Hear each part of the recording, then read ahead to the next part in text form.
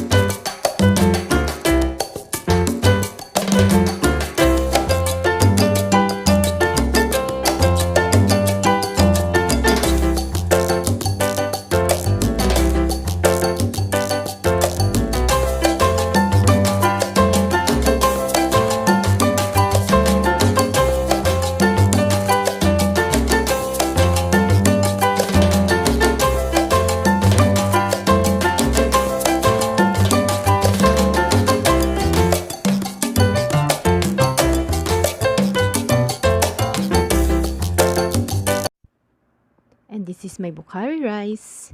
Thanks for watching. Until my next video. Bye-bye.